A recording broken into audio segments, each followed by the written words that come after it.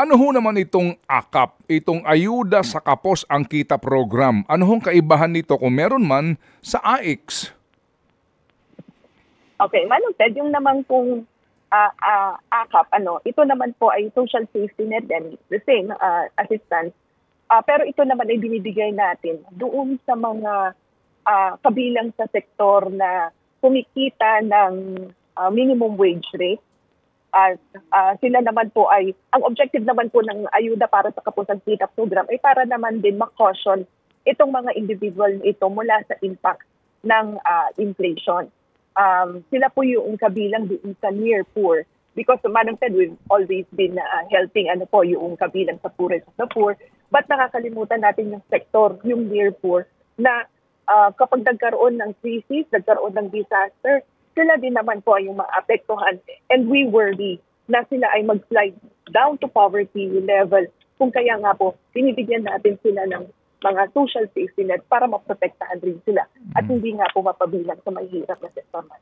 Ano ba ang kaibahan po ng poorest of the poor para po sa 4Ps at near poor? Okay, yun naman kung near poor, Manong Ted, sila yung mga kabilang kasi doon sa minimum wage earners, kabilang naman po doon sa low-income earners, as opposed to or compared to the 4Ps beneficiaries na noong sila ay unang na-enumerate, talagang wala pong pinagpupuhanan ng kita. At talagang minimum wage rate ay minimum wage ay hindi nga rin po nila natatanggap pa nila. Opo. So yung pong near poor, ibig sabihin po, may mga trabaho po ito pero hindi sapat sa kanilang pangangailangan? Tama, Manong Ted. Sila yung mga kabilang doon. Sabi ko, tumatanggap po ng low income or minimum wage rate. But limited rin lang naman po yung kanilang po mga resources. So kung poorest of the poor ang 4Ps, near poor itong AKAP. Sa AIX po, ano pong klasifikasyon sa mga maaari makahingi ng tulong? Manong Ted, yung AIX kasi talagang, syempre ang priority dyan ay yung mga indigent din po, yung poorest of the poor who are undergoing crisis. Talagang sila yung nakikita natin na wala rin naman talaga mapagkukunan to address yung kung pangangailangan pampalibing o para sa pagpapahospital. Ang priority dyan talaga yung mga indigent. Opo. So kung yung pong recipient po ng AKAP, ay near poor, it follows na maaari din po silang, ito muna, magkano po ang matatanggap at papaano po ang sistema sa AKAP? Well, Manong Ted, ganun din po, pupunta rin po sa tanggapan ng DSWD, magsusumite rin po ng mga requirements. Kasi parang same rin lang siya doon sa assistance to individuals in crisis situation dahil meron din naman pong mga iba't ibang klase ng assistance na nakapaloob doon sa AKAP. So again, there are parameters, there are documentary requirements that need to be submitted to the DSWD, and again, there's an assessment that's being done by the DSWD social workers.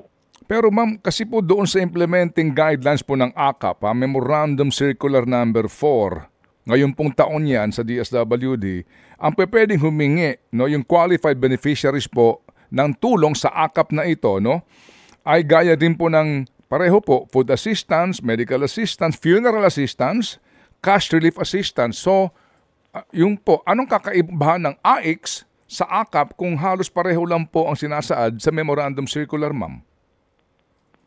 Yung target beneficiaries po niyan, Manong Ted. Actually, the Memorandum Circular Number 4 that you've mentioned has already been amended by MC25. It has also been issued this year.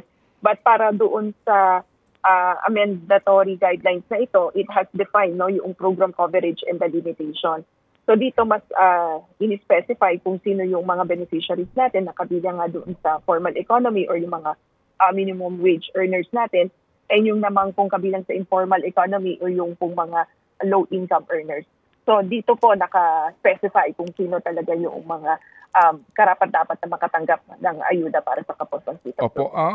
Ano ba ma'am ang measurement na ginagamit para masabi na ang isa ay near poor, at yung isa po naman ay poor? Kasi parang lumalabas po sa AIX ay para sa poor, para yung AKAP ay para sa near poor. Ano ba ang mga measurement ma'am dito? meron, gaya nga po nung doon sa nabanggit ko kanina, Manong Ted, doon sa ating National Household Targeting System for Poverty Reduction, kinwalify niya po sino yung kabilang doon sa near poor at kabilang sa poorest of the poor. Although yung mga programs natin that we've been implementing in the past years have almost focused always on the poorest of the poor. At nabanggit ko nga po kanina Manong Ted, of course, we wanted to have a program also that will serve or cater yung kabilang sa near poor so that they will not slide down to poverty in case na magkaroon ng pong matinding na crisis, no, that would affect them, such as inflation or disaster. Yung pong nabanggit ko, no, yung pong how do we determine, of course, there are certain indicators, Madam Ted, na ginagamit po itong ating information management system to qualify who would belong to the poor and near poor and to the poorest of the poor. Opo, ma'am, kasi ma'am, when you say poor at near poor, pareho po naman nakakaranas yan ng inflation effect, di ba? So ba't pa kinakailangan paghiwalayin yun? At bakit hiwalay pa ho yung tawag sa programa at hiwalay pa po yung budget? Kayong iisa lang naman ang ganyang gustong gawin na tulong, ma'am. Ano kayang paliwanag doon? Yeah, I totally understand your point, Manong Ted. But gaya nga po ng nabanggit ko, in the previous years kasi, yung mga social welfare programs natin, nakafocus talaga sa poorest of the poor. Kaya matatandaan, no, lagi nating hinihingi dati yung dapat may certification na kabilang ka sa may certificate of indigency na i-issue yung pong lokal na pamahalaan para po maging eligible ka nga dito sa mga programa na to. Well, of course, this certificate has already been removed, no, from our list of requirements. But yeah, nakafocus kasi tayo, Manong Ted, doon sa indigent. But as I've stated earlier, we wanted to serve also yung mga kabilang doon sa near poor. Of course, we wanted to protect them.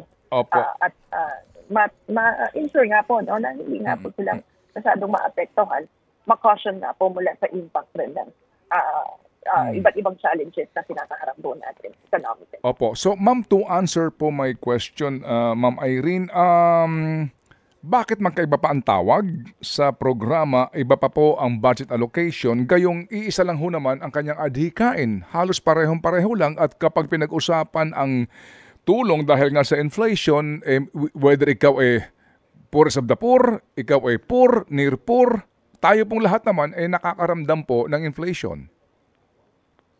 Well, that's a good point, Manong Ted. So pwede naman po natin itong mapag-usapan din with our legislators who have the power of the purse. Ano po?